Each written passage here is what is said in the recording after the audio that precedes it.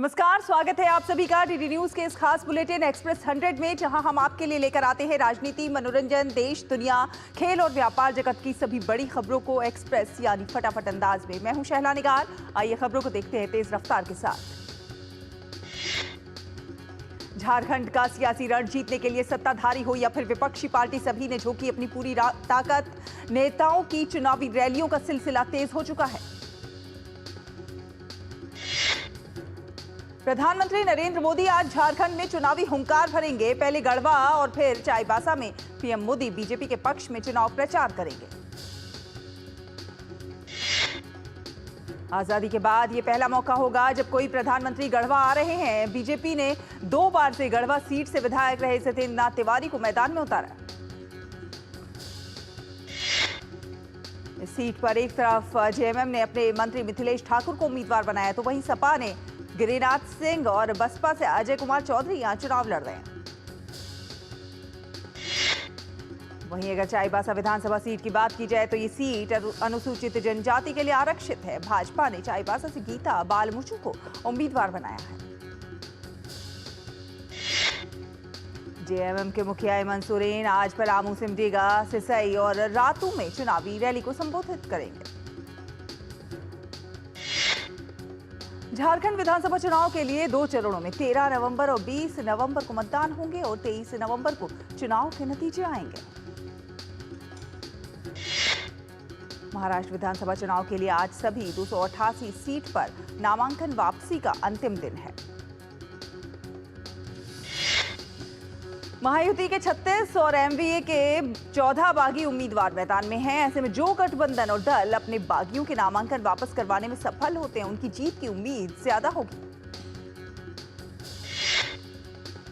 इस बीच महाराष्ट्र बीजेपी ने बागियों को नामांकन वापस नहीं लेने पर पार्टी से निकलने की चेतावनी दी है। जम्मू कश्मीर में सरकार गठन के बाद आज से विधानसभा का पहला सत्र शुरू हो रहा है। आज ही स्पीकर का चुनाव भी होगा और फिर सत्र की शुरुआत उपराज्यपाल के अभिभाषण के साथ होगी। सत्र 5 दिन का है। उपराज्यपाल के अभिभाषण के धन्यवाद प्रस्ताव पर चर्चा 6 और 7 नवंबर को होगी। बीजेपी ने सदन में अब्दुल्ला सरकार को घेरने की पूरी तैयारी की है।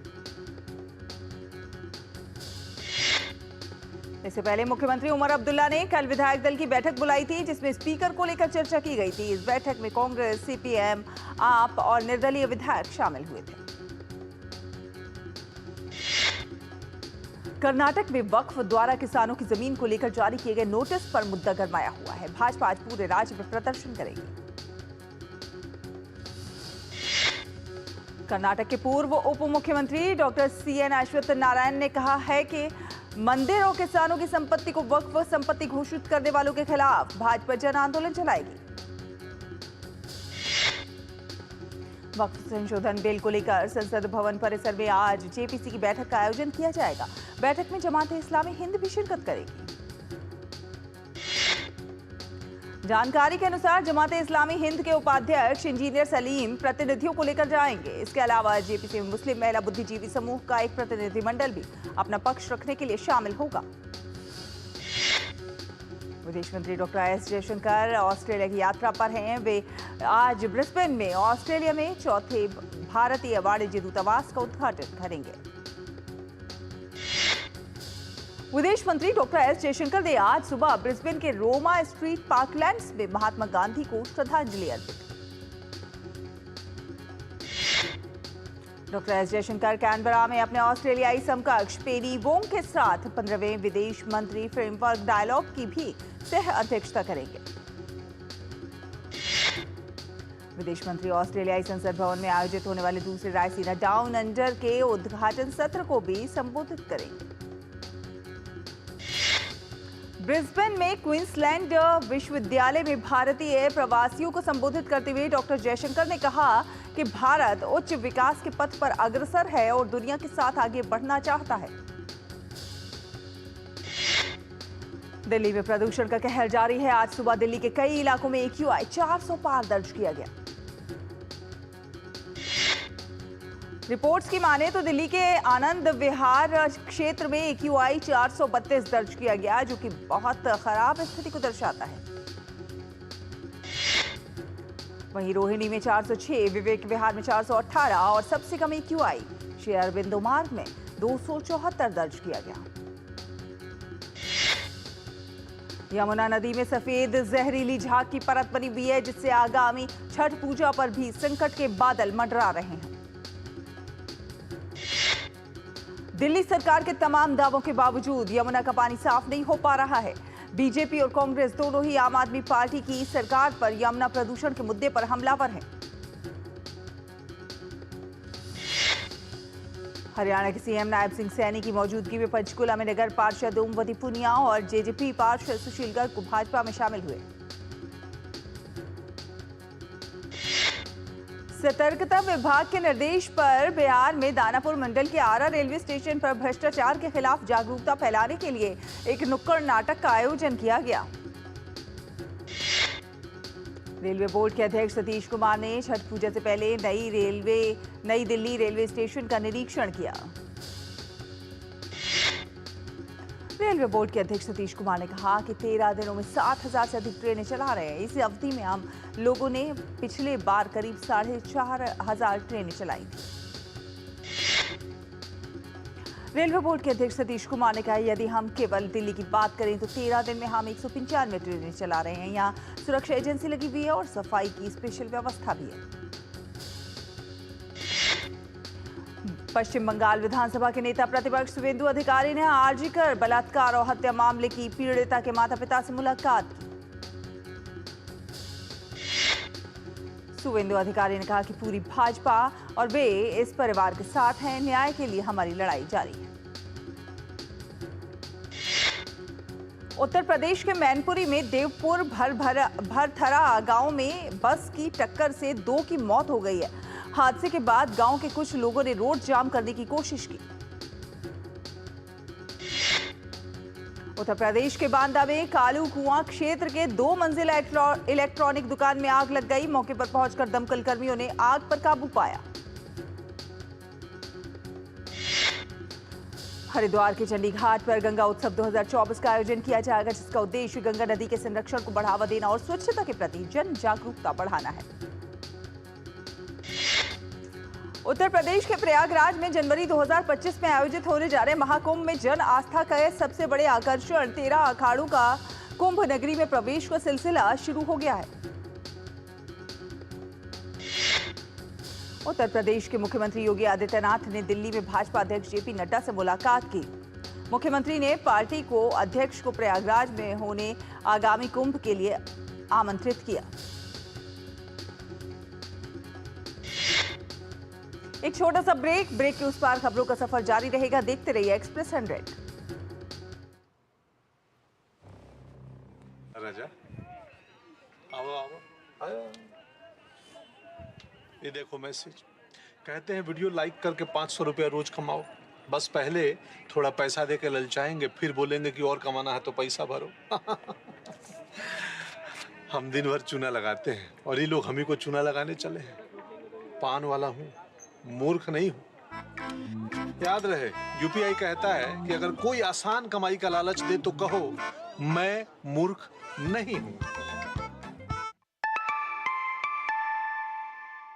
जब धरती चीर कर निकलता है लोहे का पत्थर और मिलता है मोंगिया के जोश से, फिर तपता है, पिघलता है और बनता है फौलाद। अब होता है सरिया सारी खूबियों के साथ।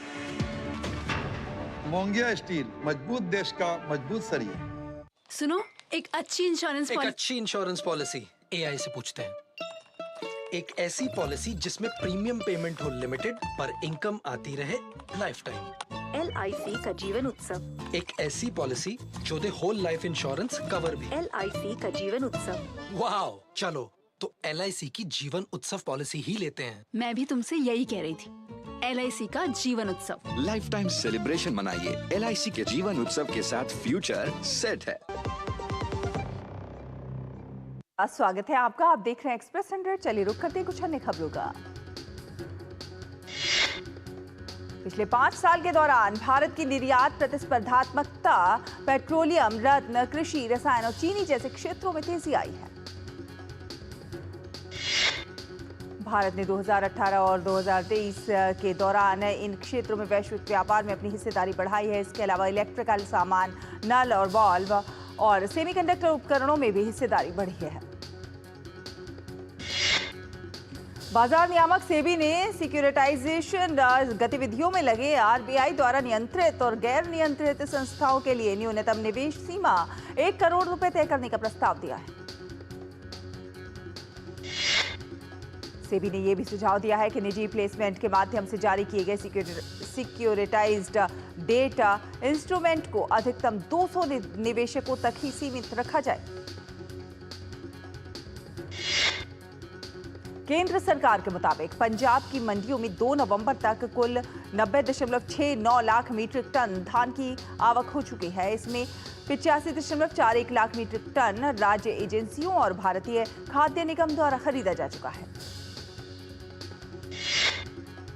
केंद्र सरकार ने कहा कि चालू खरीफ विपणन मौसम 2024-25 के लिए धान खरीद का अनुमानित लक्ष्य 185 लाख मीट्रिक टन तय किया गया है।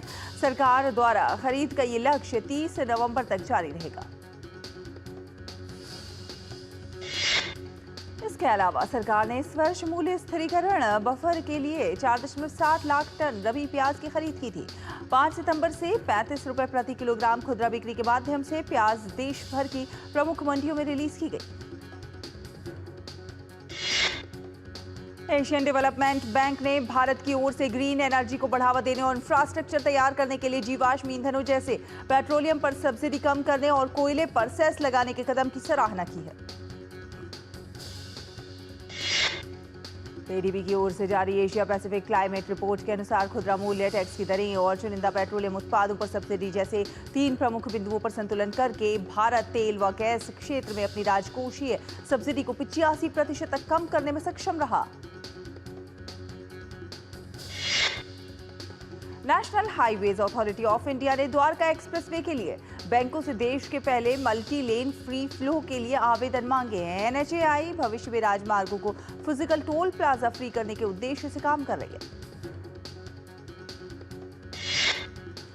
इस हफ्ते स्विगी, निवा, बुपा हेल्थ इंश्योरेंस और सेजिलिटी इंडिया और ACME सोलर होल्डिंग्स जैसी कंपनियां IPO जारी करने जा रही हैं। गूगल CEO सुंदर पिचाई ने बताया कि कंपनी द्वारा बनाए जाने वाले सॉफ्टवेयर में कोडिंग के लिए AI का 25% तक इस्तेमाल किया जाता है। Confederation of all India traders के एक अध्ययन के अनुसार देश भर में नवंबर-दिसंबर यानी 2 महीने में करीब 48 लाख शादियां होने की उम्मीद है। भारत दुनिया की सबसे तेजी से बढ़ने वाली प्रमुख अर्थव्यवस्था है और अब भारतीय अर्थव्यवस्था 2025 में एक और बड़ी उपलब्धि हासिल करने के लिए तैयार है। IMF के वर्ल्ड इकोनॉमिक आउटलुक के मुताबिक भारत 2025 में जापान को पछाड़कर दुनिया की चौथी सबसे बड़ी अर्थव्यवस्था बनने के लिए तैयार है। भारतीय रिजर्व बैंक की हाल ही में प्रकाशित एक रिपोर्ट के अनुसार देश में उत्पादन वृद्धि में सूचना और संचार प्रौद्योगिकी का योगदान 1992 से 2023 के दौरान 13.2% हो गया। इस साल भारत में उद्यम ICT बाजार 17.1% की मजबूत चक्र वृद्धि वार्षिक वृद्धि दर से बढ़ने का अनुमान लगाया गया। रियल एस्टेट DLF गुरुग्राम में एक अल्ट्रा लग्जरी हाउसिंग प्रोजेक्ट विकसित करने के लिए लगभग 8,000 करोड़ रुपए का निवेश करेगी। सार्वजनिक क्षेत्र के केनरा बैंक ने चालू वित्त वर्ष की दूसरी छमाही में करीब 6,000 करोड़ रुपए के डूबे कर्ज की वसूली का लक्ष्य रखा है।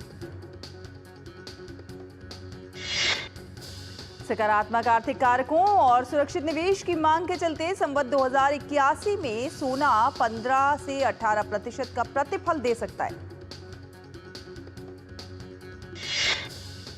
त्योहारी सीजन के दौरान इलेक्ट्रिक दोपहिया वाहनों की बिक्री में पिछले साल के मुकाबले 85% की बढ़त देखी गई है। 2024 के पहले 10 महीने में कुल 9,54,164 इलेक्ट्रिक दोपहिया वाहनों की बिक्री हुई। पिछले साल के मुकाबले 38% का इजाफा हुआ है। अमेरिकी राष्ट्रपति चुनाव से पहले सुरक्षा बल हाई अलर्ट पर हैं। कर्मचारियों को व्हाइट हाउस और उपराष्ट्रपति के आधिकारिक निवास के बाहर कड़ी सुरक्षा की गई है।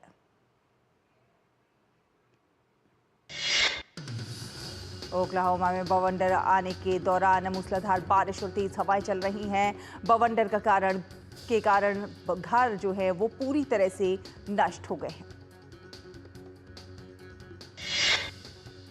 स्पेन के वालेंसिया क्षेत्र में भीषण बाढ़ से मरने वालों की संख्या रविवार को बढ़कर 217 हो गई। उत्तर पश्चिम पाकिस्तान में एक तेज रफ्तार वाहन अचानक संतुलन खोकर खाई में गिर गया। कम से कम 7 लोगों की मौत हो गई जबकि 6 अन्य घायल हुए हैं। डेमोक्रेटिक राष्ट्रपति पद की उम्मीदवार अमेरिकी उपराष्ट्रपति कमला हैरिस ने लोगों को मतदान करने का आग्रह किया। ट्रंप समर्थकों का एक कारवां वेस्ट पाम बीच में इकट्ठा हुआ जिसमें पूर्व राष्ट्रपति और रिपब्लिकन उम्मीदवार के समर्थन में झंडे बैनर प्रदर्शित किए गए। स्पेन के समुद्री बचाव सेवाओं ने बताया कि 5 शव समुद्र में तैरते हुए पाए गए। जिस नाव में यात्रा कर रहे थे वो पंक्चर हो गई थी। अमेरिकी राष्ट्रपति चुनाव के लिए डेमोक्रेटिक पार्टी की कमला हैरिस और रिपब्लिकन पार्टी के ट्रंप जोरों शोर से मतदाताओं को लुभाने की पुरजोर कोशिश कर रहे हैं। कमला हैरिस और डोनाल्ड ट्रंप के बीच कांटे की टक्कर है। राष्ट्रपति पद हासिल करने के लिए हैरिस और ट्रंप को स्विंग स्टेट्स के वोटर्स का दिल जीतना होगा।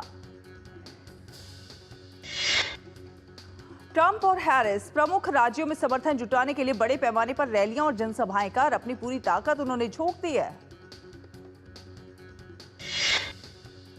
कनाडा में एक बार फिर खालिस्तानियों ने हिंदू मंदिर और वहां पर मौजूद श्रद्धालुओं पर हमला किया है। ब्रैम्पटन में खालिस्तानियों ने श्रद्धालुओं के साथ मारपीट की। कनाडा के विपक्षी नेता पियरे पोइलिवरे ने खालिस्तानी चरमपंथियों द्वारा किए गए हमले की कड़ी निंदा करते हुए कहा कि यह हमला पूरी तरह से अस्वीकार्य है। इस बीच टोरंटो के सांसद केविन बुओंग ने भी हमले की निंदा की। कनाडाई सांसद चंद्र आर्य ने भी मंदिर पर हमले की निंदा की और कहा कि खालिस्तानी चरमपंथियों ने रेखा पार कर ली है। सीनियर पुरुष हॉकी नेशनल चैंपियनशिप का 14वां संस्करण आज से तमिलनाडु के चेन्नई में शुरू हो गया है। सीनियर पुरुष हॉकी नेशनल चैंपियनशिप में कुल 31 टीमें हिस्सा ले रही हैं। टूर्नामेंट का फाइनल 16 नवंबर को होगा।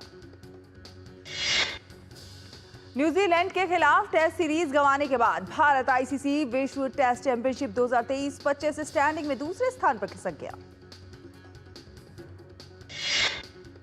2000 के बाद ये पहला मौका है जब भारत का अपने घर पर टेस्ट सीरीज में सफाया हुआ है। 1999 से 2000 में भारत को दक्षिण अफ्रीका ने 2-0 से मात दी थी।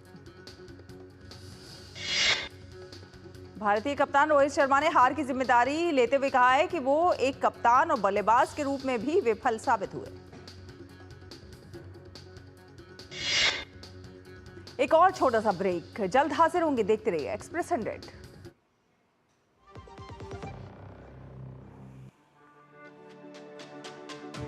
मेरी पसंद, मेरी पसंद,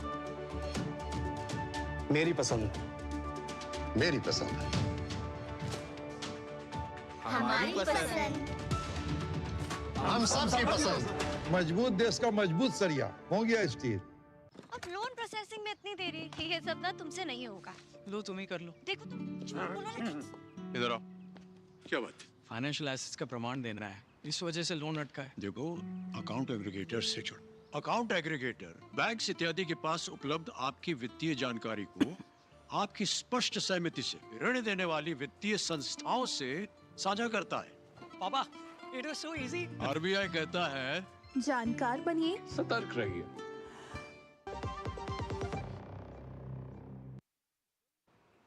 ब्रेक के बाद स्वागत है आपका। आप देख रहे हैं एक्सप्रेस 100। रुक करेंगे कुछ अन्य खबरों का।